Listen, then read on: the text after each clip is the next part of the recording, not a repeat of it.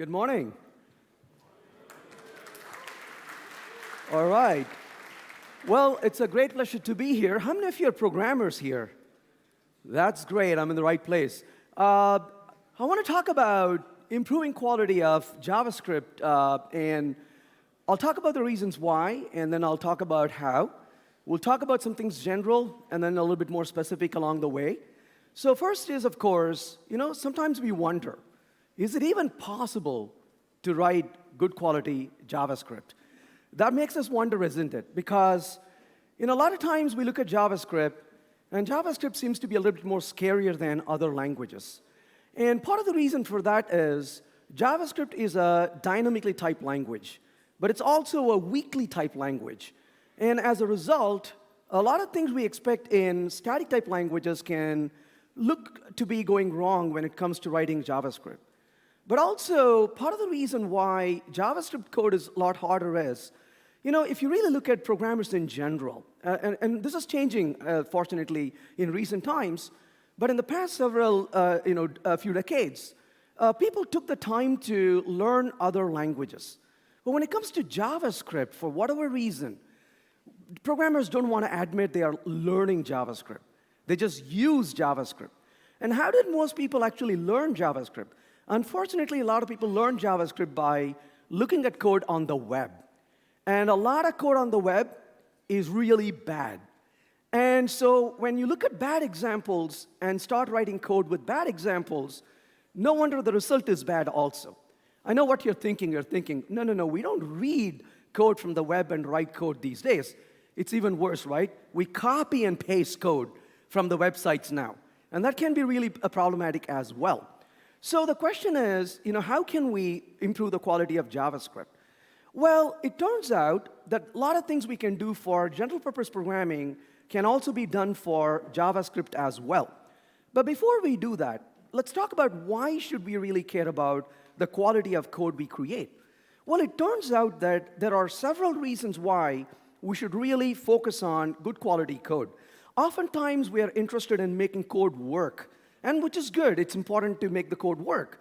Oftentimes, we are interested in releasing the product. And a lot of times, when we work in companies, we work in an environment where we are told, get it done soon, get it done fast. So the speed seems to be a really important thing for what we do. But unfortunately, if speed is really important, we need to do things that can actually help us to maintain that speed. So what can we do about it? Well, as it turns out, that when it comes to quality of code, we cannot be agile if our code sucks. And that's as simple as that. If we want to really, so what is agile development? Agile development is about maintaining a good pace of development, good speed of development, and to be able to afford to change code when we really need to change the code. But you are sitting there and having in a meeting, and they are talking about you having to change this XYZ module. And then you realize the last time you touched this XYZ module, you couldn't go home for the weekend. You're going to tell them, no, I don't want to make this change. This is probably not a good change to make. So you cannot be really agile if your code sucks. Now, okay, so we do want to make the code agile. We want the project to be agile. But then I realized there is one more reason why we should really care about the quality of code. And that is, the quality of code is how we tell our colleagues how we feel about them. Do we love them, or do we hate them all? And this is how you really tell your colleagues how you feel about your colleagues. And if you are writing good quality code, it becomes a lot easier for the team to maintain the code. And if you write bad quality code, it causes pain for every one of them. But how do you know a code is good quality or a bad quality? We write code once, but we rewrite code many, many times. We continuously modify code and read it. So I'm going to say that good code is going to invite the reader. A poorly written code pushes them away and says, why are you here? Go away. So when I look at a piece of code, you can ask me, what do I do when I look at a piece of code? The first thing I look for is, how do I feel? Do I feel invited? Or do I feel like, get out of here? We don't want you here, right? And a good code invites the reader in, and a bad code pushes them away. But of course, it's not just about feeling alone. And it turns out, what about your company? What about your business? What about the money that we try to make in developing these products? And it turns out that quality of code has an economic impact. And good code takes a lot less time, and as a result, less money to maintain as well. So we should really care about quality of code from that point of view as well. But as it turns out, how do we really create better quality code? Well, in turn, good design principles really has an impact for JavaScript as well. So when it comes to writing code, what are the things we normally like to really think about? Well, the first thing, of course, is you want the code to have high cohesion and low coupling. And that is true for JavaScript as much as any other language. So what is high cohesion? Cohesion is where a piece of code is narrow, focused, and does one thing and one thing really well. And you want the code to be cohesive. When a code is cohesive, you can easily change it. When a code is not cohesive, it is trying to do too many things. If a piece of code does 7 things, there are 7 reasons for it to change. If a code is doing one thing, there is only one reason for it to change. And so a code that is doing one thing is easier to change compared to a code that is doing several things. So you want the code to be very cohesive as well. And what about coupling? Well, there's a bit of a good news here. There are 2 things we normally focus on when it comes to coupling. One is, of course, you want to do low coupling. The other thing is you want to have loose coupling as well. And it turns out that JavaScript is already loosely coupled because JavaScript is a dynamic type language. You don't have these interfaces and classes to bind to. And JavaScript is a language that actually favors what is called design by capability rather than in terms of the how we design the software, rather than design by contract. So this is what JavaScript actually does. JavaScript is designed by capability than designed by contract. If an object is capable of doing something, you can use it rather than saying you have to conform to this interface or this got to be of this particular class. So JavaScript is already loosely coupled.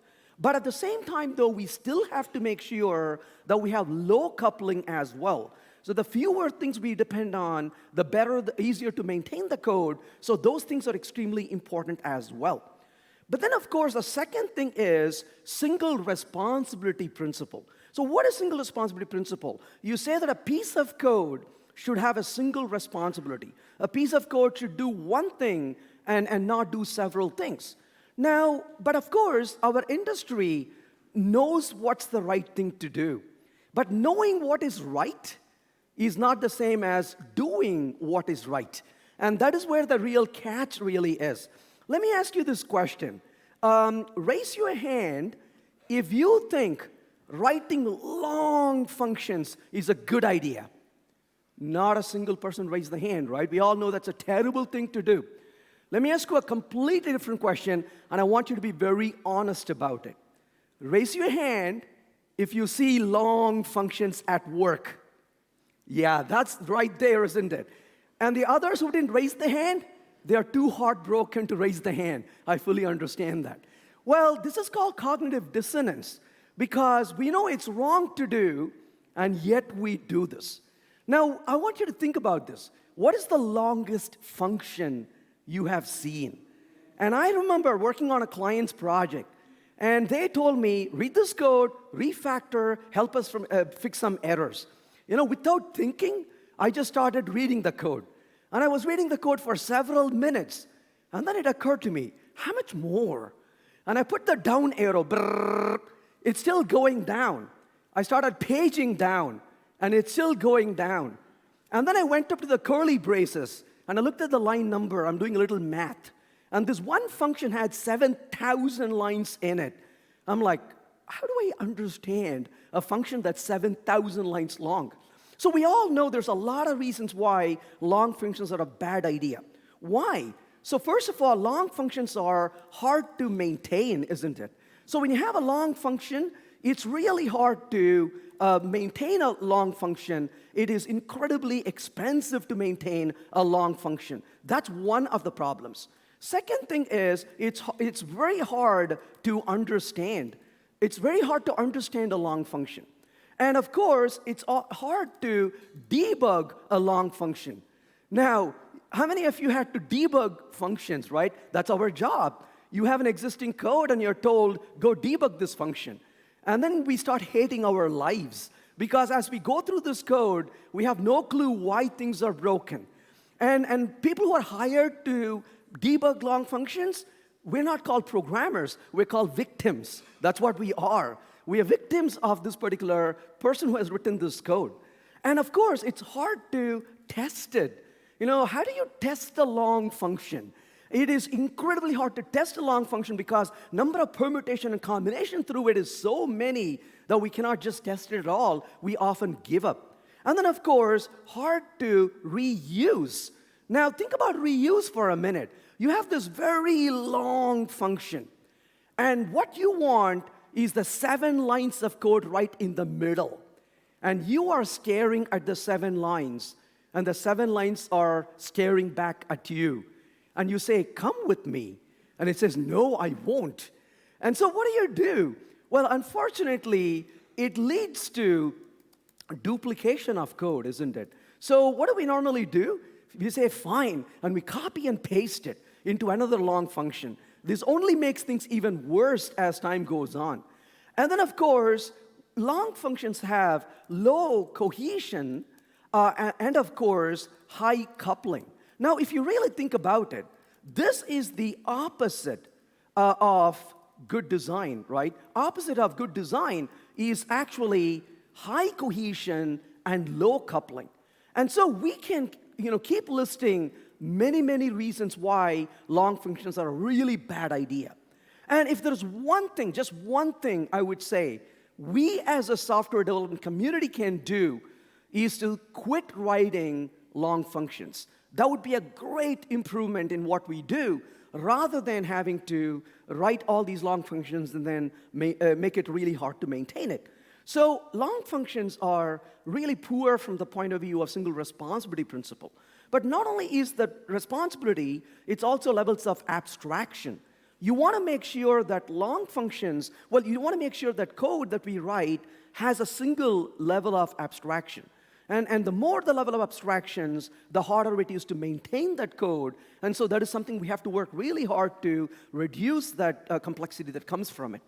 And the last principle mentioned here is called the DRI Principle. So what does the DRI Principle really state? A DRI Principle stands for don't repeat yourself. So you want to keep it dry. You don't want to be duplicating code over and over and over. So this is from the pragmatic programmers. They say every piece of knowledge should have a single, unambiguous, authoritative source of representation. So when we write code, we want to make sure what we are writing is represented in single place so that when time comes to change it, we got one place to go ahead and change it.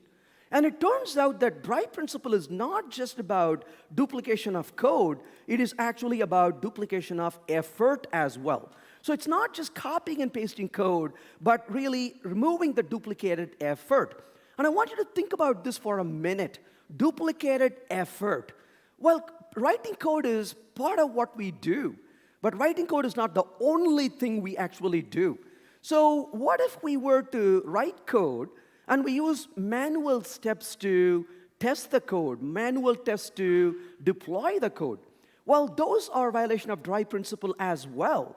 So if we do manual testing, we are violating the DRI Principle. If we manually deploy the code, violating the DRI Principle as well. So we should really think about dryness in almost everything we do, and as a result, we can make the code a lot easier to maintain. But let's switch gears to JavaScript for a minute. What are some of the things we should avoid doing when it comes to JavaScript? Well, JavaScript is a very powerful language. It's a language that is the one that probably we could say rules the world. I mean, can you imagine that in 2019, we are excited about a language that was created more than 20 years ago? And JavaScript is that dark horse. Nobody thought that this language would be so powerful, so popular. Even the creator of JavaScript did not realize that this would become one of the most popular languages in the world. But what are the things we can avoid doing when it comes to JavaScript? Let's think about this for a minute. Suppose we say, let A equal to 1, right? And then we are going to create let B equal to 1. And let's say, in this case, we say, let C equal to 1.0. Now, I want to ask the question, is A is equal to B? And it says true. And I want to ask the question, is B is equal to C? And notice that it says true. Now, we all went to school and did some math, isn't it? So, logically speaking, what do we know? We know that if A is equal to B, and if B is equal to C, then A should be equal to C, isn't it? But when you ask JavaScript, it says no. And my recommendation is, please never show this to children. Because if they ever look at it, they lose complete faith in what we do.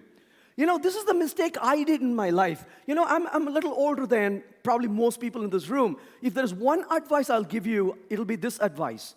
And I wish somebody older than me told this to me when I was younger. When I was young, my children were very small, and I used to sit and code, and I would take my child and put on my lap, and I would be programming with my child on the lap. And you know what children do, right, when they're small children? As I'm coding, the children kind of keep hitting the keyboard. They don't know anything else, and they keep looking. And then as time goes on, the children grow a little bit more, and they begin to understand what things are. And one day, my little child looked at my code and said, "Dad, this is what you do?" And I am the last person in my family who would ever be a programmer. Because my children saw the code I'm writing, and they said, "This will end with you." And nobody ever in my family would write code. This is sad, isn't it? So my recommendation is, don't show the code to your children, at least not yet, until they become mature and they realize they can do it better than us. This is it shakes the faith, isn't it? Now, what is wrong with this? The problem is double equals, of course, compares, but converts and compares. But what you want is true comparison. So what you really want to do is to use a 3 equals and not 2 equals. Now, this is the tall order for a lot of us, because a lot of us write code in JavaScript, but we also write code in other languages, whether it's Java, C#, Python, Ruby, whatever that could be. And so as a result, as we continuously work with multiple languages, you have to remember to put double equals versus 3 equals. That can be really vexing. We'll talk about how we can maybe help that a little bit later. So this is something to keep in mind, is to use the proper conversion, double equals versus really, of course, using 3 equals, just to be a little bit careful about it. So what you want to do is to really do a proper comparison. Second thing is to use variables before defining it can be very dangerous. I'm going to ask you a question here. Let's say for a minute, I have a function called outer. And the outer function simply says for I equal to 0, I less than 5i plus plus. And then it says, calls inner function. Then the function inner is going to do a for I equal to 0, I less than 3i plus plus. And then what does it do? It prints out hi. And I'm going to call outer right here in the very end. I'm too scared to run this code. But my question is, what's going to happen when I run this code? Well, let's quickly look at the code and see what we would want this code to do. We want this code to loop through 5 times and call the inner, and loop through 3 times and say hi. So I would like to see this code print out hi 15 times, isn't it? That's what I would like for it to do. Well, that's what I would like. But of course, what matters is what JavaScript likes, isn't it? So if I go over here, and if I run source sample.js, and I run the code, you can see the code is still running. Should we give it a few more minutes? And it keeps on going, isn't it? Now, what's going on here?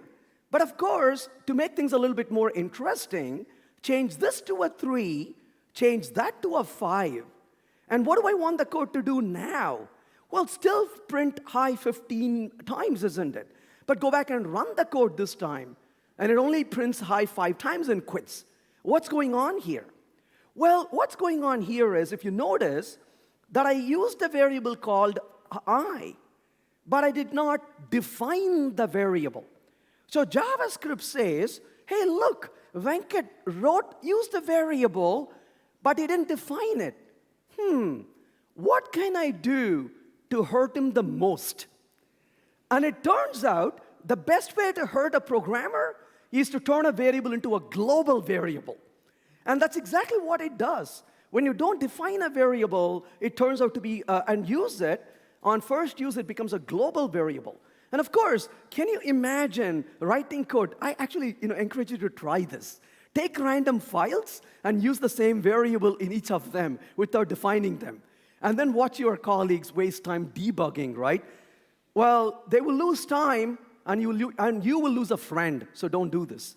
So it's not probably a good idea to do this, right? But the point really is, this can be really scary when we come to code like this. How do we prevent things like this from happening? You don't want this to become a global scope. Well, first rule of thumb, when you write JavaScript, always use useStrict.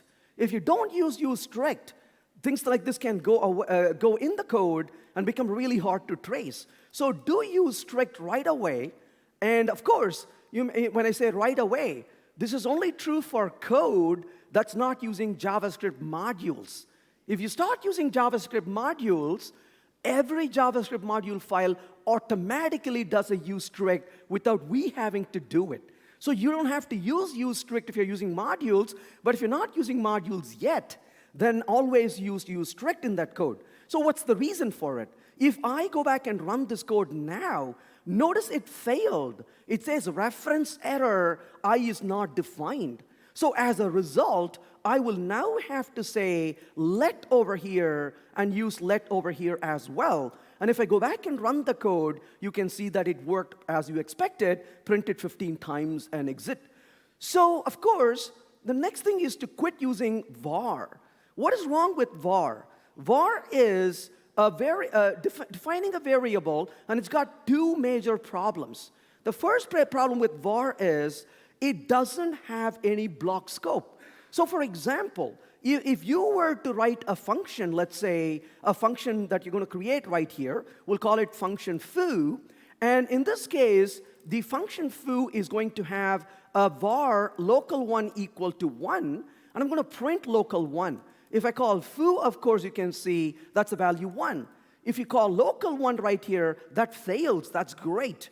But if I go here and create a block scope and say var local2, and local2 is going to be the variable within this block, I print local2 right there. But unfortunately, what if I print local2 right in there? Well, in the past, JavaScript did not have any block scope.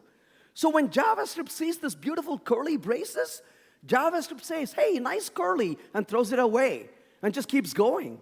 So as a result, there was no block scope in the code, and you're able to access that variable local2. What a disaster. Well, good news. If you use let instead of var, you don't have that problem anymore, because let has a block scope that var doesn't. So when you run this code, you can see it has an error. You cannot access local2 anymore in this code. So as a result, you have block scope with let, var doesn't. So in general, you want to use let instead of var.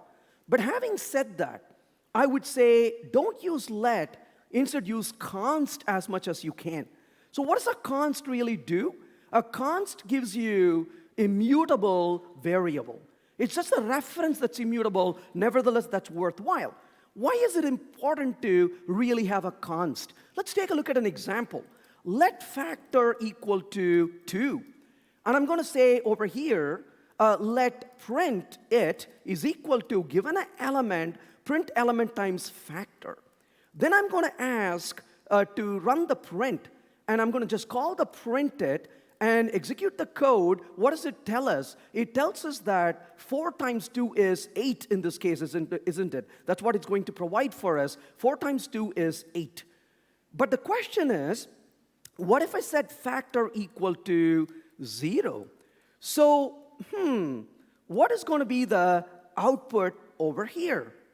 How many of you think the output is 0? 3 people, 4 people, 5 people in this room think it is 0. 6 people now. And slowly raising the hand. And he's like, it is 0, absolutely. I'm not going to put my hand down until you're done with this talk, right? Yes, thank you. 0. How many of you think it is 8? A few of us. Okay. How many of you say, I have no clue about this? A few of us. And the others who didn't raise the hand, I don't know what you're thinking. But what is the answer? I often use this question in an interview. I'll give this question and say, what's the answer? And if the person being interviewed tries to answer, I'll say you're fired. Because the right answer is, are you stupid? Because I don't want to write code like this. I don't want to write puzzles. I want to write production code. This kind of code costs a lot of money to maintain. So people write this kind of code at work, they're dangerous people. They're costing us way too much money to develop software. I want predictable code, easy to understand, good quality. But of course, you're curious, what is the answer? It is 0. But nevertheless, we should never write code like this. But on the other hand, if we had said const over here and const over here, what's the good news? We get an error on line 7. You cannot mutate that variable factor.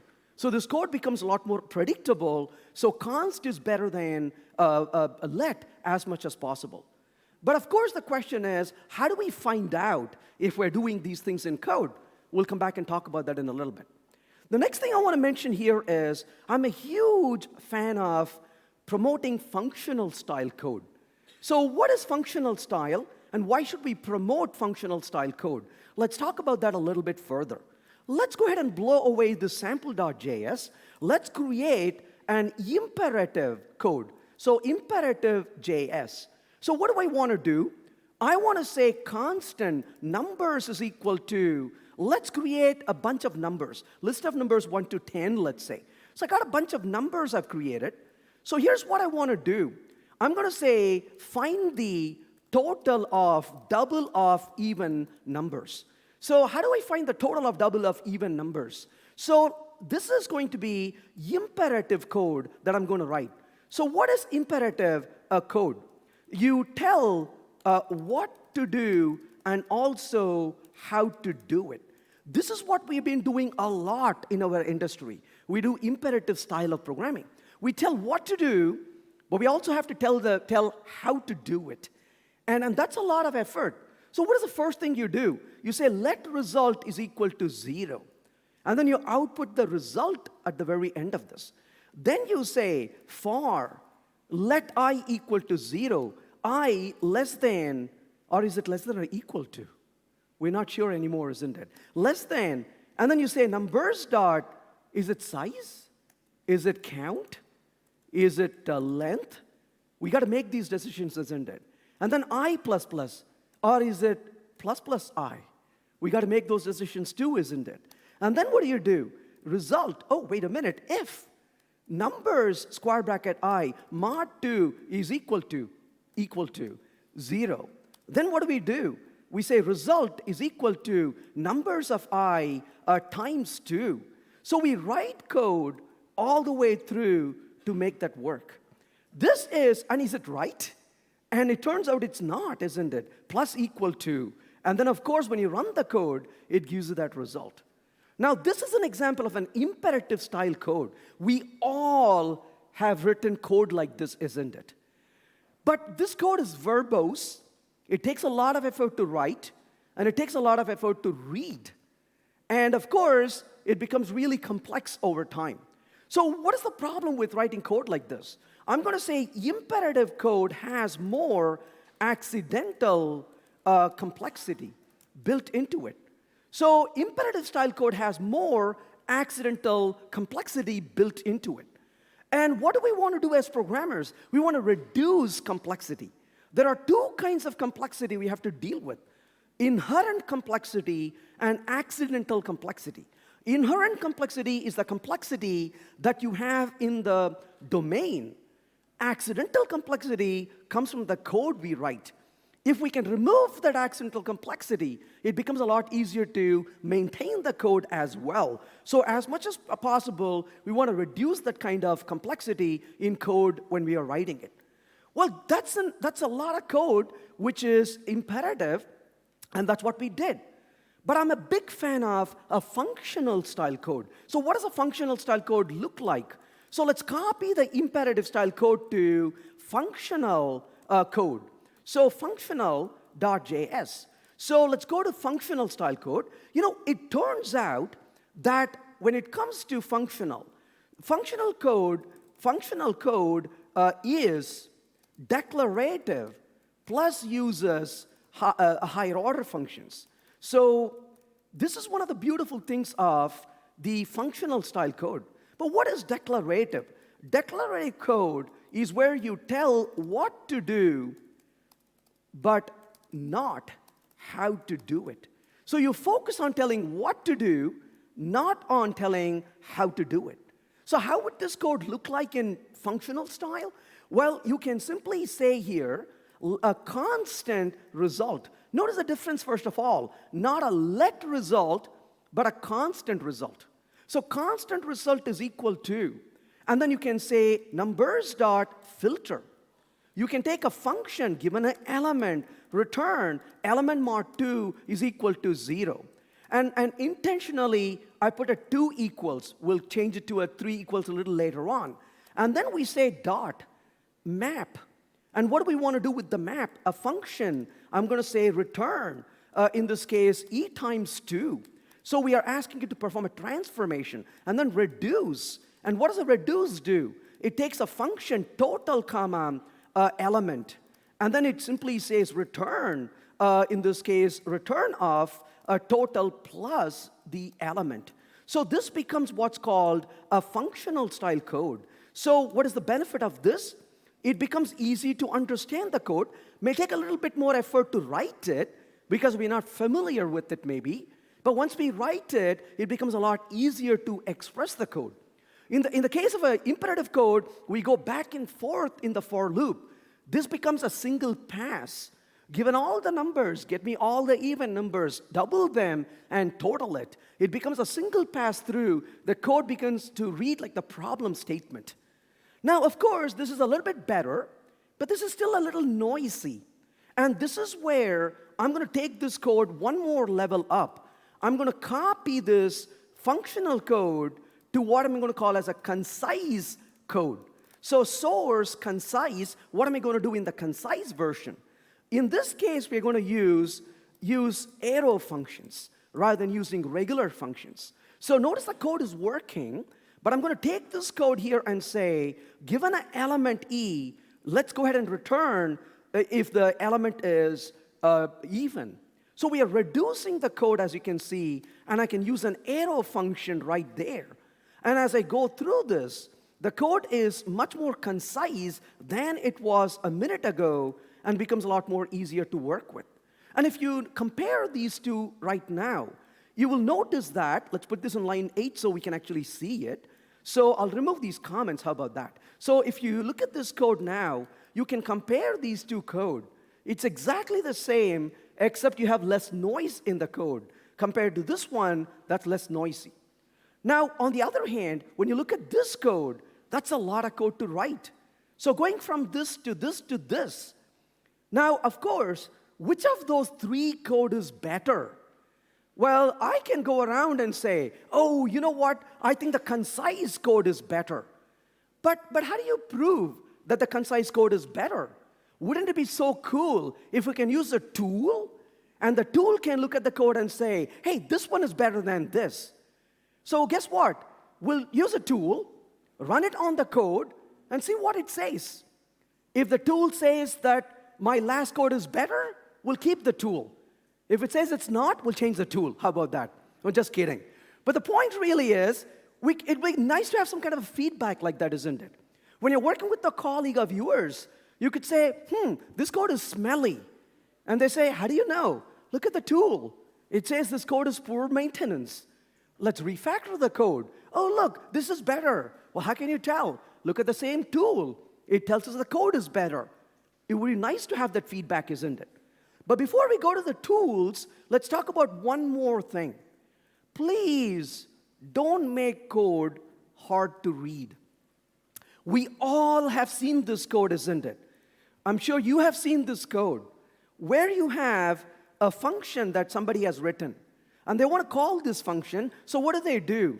They have a function called process. And what does the process function take? Some input, right? And after they take the input, what do? There is a success function. So they say function. And then they take the data. And then what do? Right here, there is code. This is a lot of code. And you are reading this. And then you come to the very end. And this programmer is relentless, puts a comma, and says function error. And then they have code, more code. And then you think you are done. They say comma. And then there is one more function after that, right? And we all have seen code like this, isn't it? How do you feel when you see a code like this? I'll tell you what I feel. That is code directly from hell, right? So that's what it is. That is code directly from hell, delivered to you hot, right? That's how you feel. And you look at this code, and it causes pain. That's what it does. Now, you know what? We write code. If aliens wrote the code, we can complain and say, those damn aliens. But guess what? It's we who write the code. We have every right not to write that code like that. What if we do something a little different? Instead of that, what if we said function success equal to data, right? And we will put that code in there to work with, right? Go on. Then you have a function which is called handle error. And handle error takes an error and write that function separately and do whatever you want to do. And then your third function, right, that you're going to write, whatever that is, right, notify or whatever that is, you write that separately. Then you simply call this beautiful function called process. And you pass the success, pass the handle error, pass the notify. What is this? I would say this is divine, right? You look at this and say, thank you. Because you look at that one line, and what does that code mean? This means, so the programmer, right, who wrote this, says, I love you all, right? That's what it is. They just, I love you all. I care about you. That's what it means. But the programmer who wrote this code says, I hate all of you. Damn you. Right? That's the comment. That's what they mean. Because they don't care about anybody. They only care about writing that code and walking away and see everything burn down. So we should really care and make the code maintainable. Why is this important? You can easily test this piece of code. The code in the top is easier to test compared to the code in the bottom. The code in the top is easier to maintain. So one of the things is never to put multi-lines of functions where you are passing a function. That's a disservice. It's professionally irresponsible to write code that is hard to maintain. So it is our professional responsibility to write code which is better. So it is really hard to maintain it, and it's really hard to maintain the code and to test it as well. So what are some of the things we can do to make the code easier to maintain? And how can we improve the quality of code? The first thing I would say is review the code. If nobody ever reviews the code we write, the code becomes a disaster. Now, think about the code as our own house. Imagine, how does your closet look? You don't want to know how my closet looks. It's like a tornado ripped through it. You go into my closet and you're like, dear God, what just happened here, right? But you know what? Nobody looks at my closet. Okay, my wife does, but nobody else looks at my closet. But what about my living room? Oh, it's beautiful. Why? Because other people show up. And when you have guests coming at your home, you keep your home really beautiful, isn't it? Well, what if we consider a code to be a living room and not a closet? What if we realize others are going to look at this code? We cannot make it a trash. So code review is one way to do that. When somebody reviews our code, they're going to look at the code and say, what does this mean? Why can't we give a better name for a variable? Oh, talking about names for variables. This is one of my favorite pet peeves. How do people name variables? This is a disaster, isn't it? They say, let x equal to 4, as if x means something, right? And then what do? Let y equal to, and then let p equal to. The worst of all is L. You don't even know, is it 1 or L, right? And equal to 20. You know, the other day I was reading a piece of code, and I saw this programmer use all kinds of variables. And I stopped reading. I said, I want to guess, what's the next variable name they're going to use? Maybe there's a pattern here. I can figure it out. And then I thought to myself, you know, some people work from home these days, right? I mean, can you imagine if this programmer was working at home and got abducted, and the hostages are holding this programmer? But of course, no, they don't want anybody to know this programmer has been abducted, so they give access to version control and say, you can code. What if the programmer is leaving a secret message for us to rescue? Maybe this variable names will tell us the location where they're holding him or her hostage, isn't it? And I'm thinking about all this because these variable names are so weird, isn't it? Well, if we don't give good variable names, we don't honor the abstraction. It becomes horrible to maintain the code. So I said, first thing I would do is to not write long functions. The second thing I won't do is to not write ridiculously short variable names. Single-letter variable names are evil, unless it's an index variable, I, J, and so on. But other times, we should avoid doing that. Again, it's a professional responsibility for us. Code reviews can help us with that. Somebody can look at the code and say, excuse me, what does that mean? I don't understand. Can we make this better? Write unit test.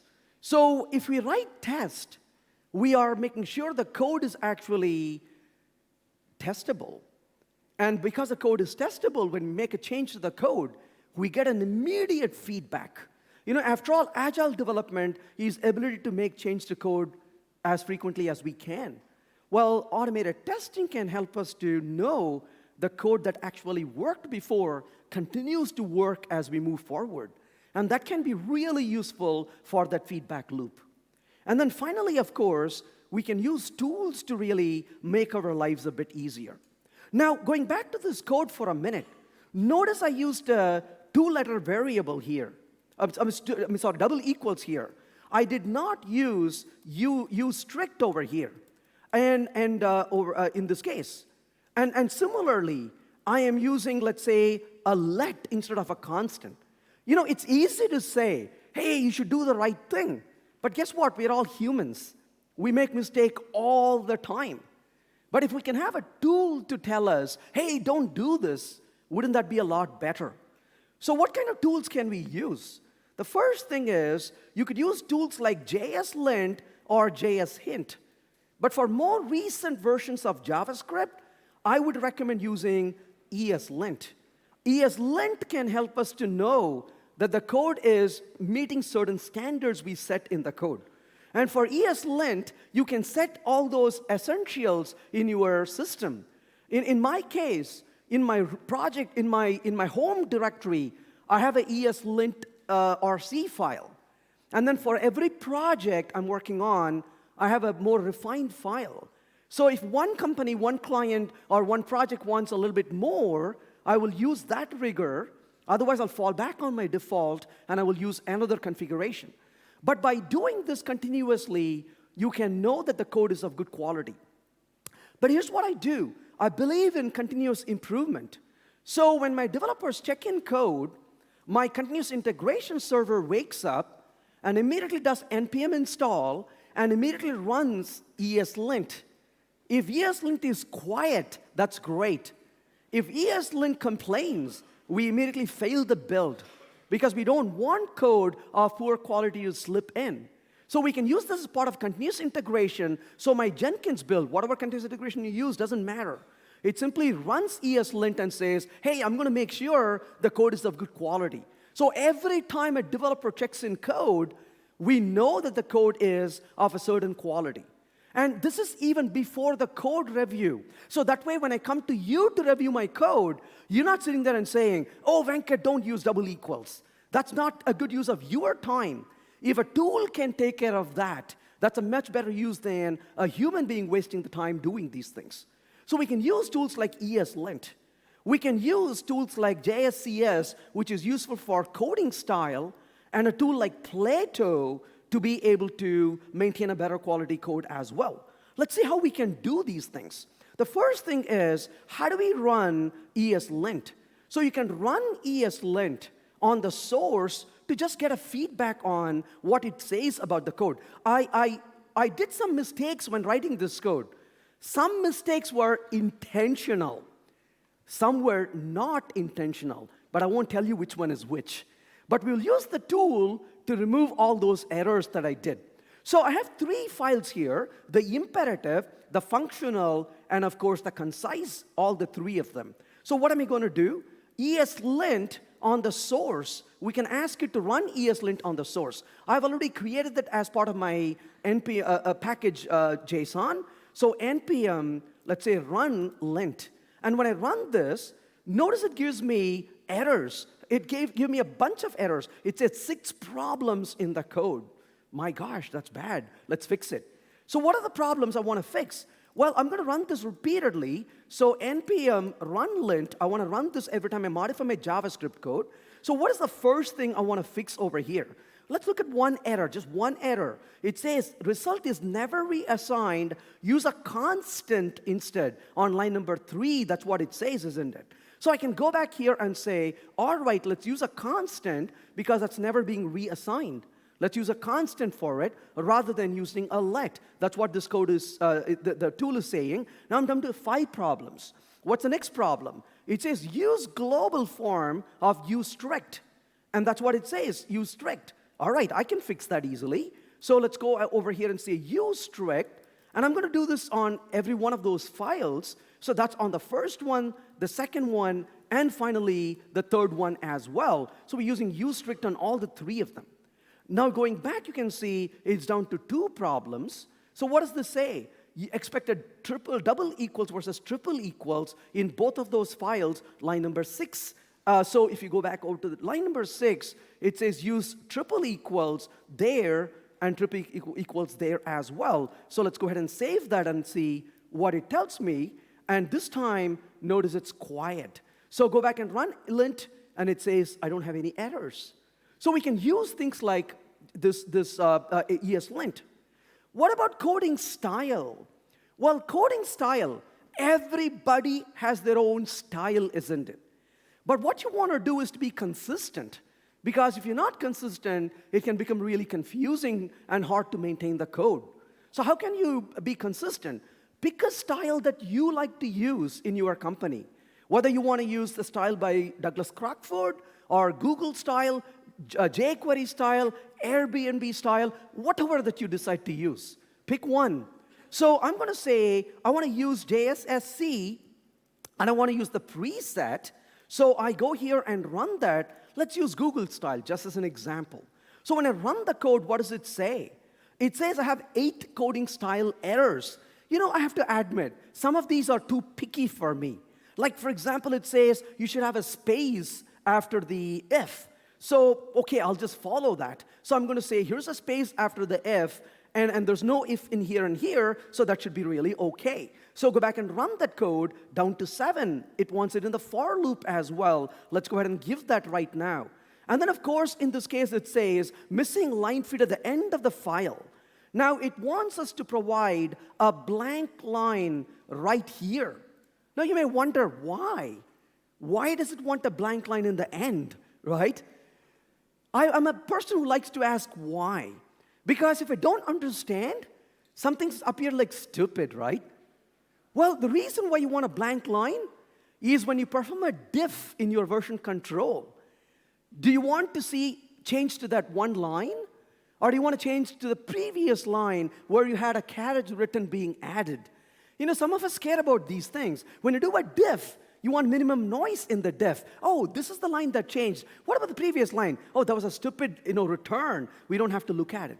So having a blank line removes that extra diff that you see normally. So as a result, they insist on having a blank line in the very end of this. So that's basically what they are saying, provide a blank line here. Now when I go back and run this, what does it say? Still 3 more errors. Well, illegal trailing white space. If you look at that, you're like, really? On line number 8. So if you go to line number 8, what they are saying is that there is a trailing space somewhere here. Which file is that? In the reduce. So there you go. That's what they're complaining about, right? So that's the trailing space, and they want you to remove it. Like I said, it can appear a little picky sometimes. So illegal trailing white space and function.js on line number 8. And so line number 8 in functions.js, they're saying there is a trailing. I can't see it. I'm not sure where that is saying. Somewhere, okay, maybe it was this one that it's complaining about, right? So the point is, we can ask it to verify these things, and we can remove all that drudgery out of this, so it becomes a lot more easier to maintain the code. Well, so you get the point. So you can go through this and maintain the code like that. The next thing, of course, is you can also use a tool to get a better metric. And the tool I will use here is called Plato. So what does Plato do? So when I run Plato on this tool, it says done. That's beautiful. But I go to report file and then say index.html. And let's open this file and see what's in there. And that file tells us that our code has a maintainability of 85%. And it says, look at this over here. This is the imperative style code. What is the number? 64. I teach courses. If a student gets 64, that's a F-. Failed, right? 64 is too low. That's our first code we wrote, imperative code. Then what do we see here? That's the functional code. What is it? 93. Okay, A-. But look at the concise code, 100%. So the tool says, hey, that's a better code in reality. So you can write the code, you can look at the metric, and then you can say, let's refactor this. And you refactor the code, and you can back and look at the metric and say, did we do it better? Did we make it worse? And then you can keep this code in there. And you can look at the code as time goes on. 3 weeks ago, it was 95. Now it is 92. What did we do? We got to go back and improve the code, right? So we can look at that. And then, of course, it tells us lint errors, where the code has any lint errors. It tells us estimated error in the code. This one is a 0.09 versus 0.1 versus 0.08. So you can see the varying degree it is complaining about as well.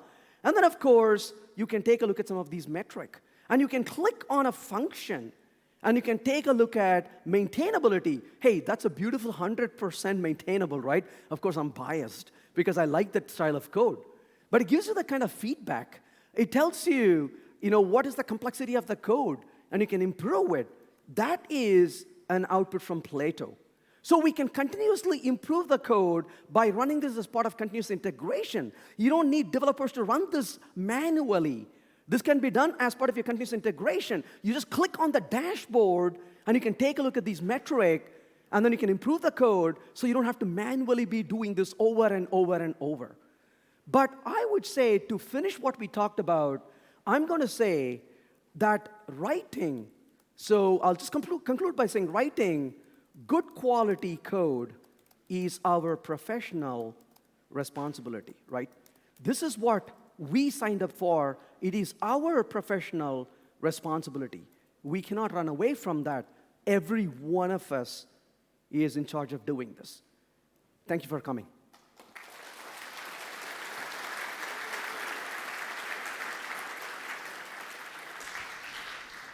Okay, we have just a few minutes for questions, so just raise your hands if you want to ask something. Don't be shy. Any questions? I'll be delighted to hear. Yes, please. Oh, he's coming with a microphone, so just give about 10 seconds. You? Boom. Hey. I have a question. Can you hear me? So the question is, when you compared imperative style and functional style, how would you do it with async await? Very, very good question. Thanks for asking. So one of the key differences between promises and async await is that promises give you this beautiful way of a functional composition. On the other hand, if your code has to be imperative for whatever reason, sometimes it's got to be imperative because it's a code we already have. Sometimes it's got to be imperative because we have multiple levels of exception handling. And when you have a fairly complex exception handling, the functional pipeline promises doesn't really fit really well. So to your point, as much as I love functional style, I need to have the ability to use imperative style wisely when that may be a better choice. And that's what I like about async and await. Async and await is the imperative equivalent of the promises library when your functional style is not the right choice, either because it's legacy code or you got multiple levels of exception. Then, of course, I would say absolutely use async and await. The code has to serve. Design is full of trade-offs. We can never say this is the only way to do it better, but it's a trade-off. So once the code is working, we can come back and improve the quality of code within reason. So definitely we should consider using that where it makes sense. And that's something that we need to decide. If a promises is better, I would rather use promises. But if it's not the right choice, I would then switch over to async and await for that particular case.